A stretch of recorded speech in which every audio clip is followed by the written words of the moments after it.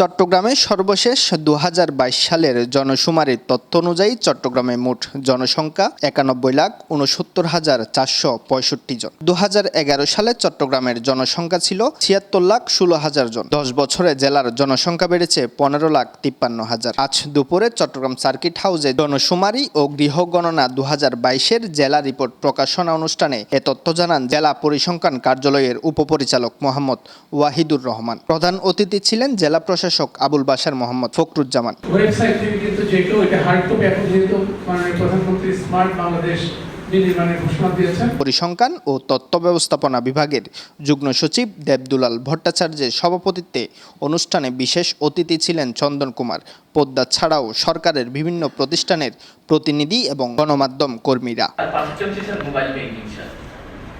২০২২ সালের ১৪ জুন পর্যন্ত চট্টগ্রামের জনসংখ্যা ছিল ৯১,৬০,৪৬৫ জন।